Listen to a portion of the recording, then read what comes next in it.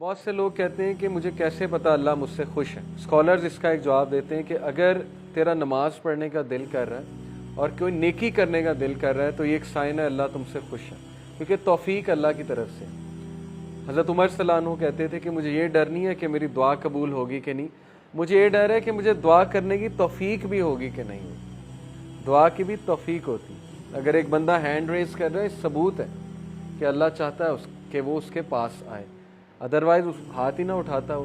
جس سے اللہ ناراض ہوتا ہے اس سے ہاتھ نہیں اٹھائے جاتے, اس سے پھر دعا بھی نہیں کی جاتی. تو اس لیے اگر آپ کبھی دعا میں ہاتھ ریز کر رہے ہیں, اس کا مطلب اللہ تعالیٰ چاہتا ہے.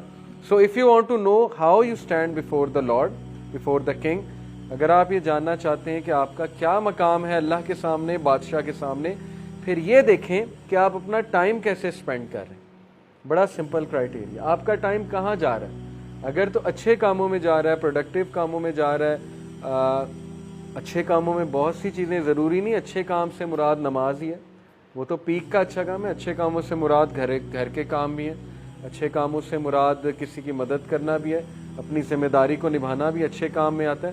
And what work you are assigned to do, اور یہ دیکھو کہ تم کیا کام کر رہے ہو, تم کن کاموں میں ملوث ہو اور تمہارا ٹائم کہاں پہ لگ رہا ہے. ہم اپنی روٹین نوٹ کریں, اس روٹین میں ہم یہ دیکھیں کہ ہمارا major chunk of time, major chunk کہاں جا رہا ہے. اگر اس میجر چنک میں 6 گھنٹے انٹرٹینمنٹ کے ہیں اور نمازیں کچھ اس طرح کی ہیں کہ 2-2 منٹ میں فارغ کر رہے ہیں ہم, تو پھر سویر تزکیہ کی ضرورت ہے. اوکے, اور اگر اس میجر چنک میں جو ہے وہ زیادہ اچھے کام ہے تو پھر یہ خوشخبری کی بات ہے, بہت اچھی بات ہے. تو اپنے ڈے کا محاسبہ کریں, انالیسس کریں, اس کی منتھلی رپورٹ بھی بنائیں. یہ کام اگر آپ کرنے بیٹھیں گے, آپ دیکھیں ہدایت کیوں نہیں آتی, تبدیلی کیوں نہیں آتی. جب میں چینج ہوا تھا میں نے پورا ایک فولڈر بنایا تھا, فولڈر آپ کو دکھاؤں گا, اور اس فولڈر کا نام سیلف اکاؤنٹیبلٹی رکھا تھا.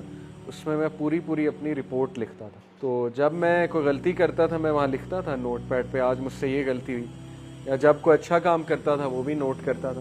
تو اس سے بہت کچھ آتا ہے. آپ کبھی لاسٹ ہونا اور وہ ڈاکومنٹس کھول لیں تو آپ کو بڑا فائدہ ہوتا ہے. آپ ایک دم ریفلیکشنز پڑھ لیتے ہیں اپنی لکھی ہوئی, آپ حیران ہوتے ہیں کہ یہ میں نے لکھی تھی اس دن. کانفیڈنس ملتا ہے اس سے.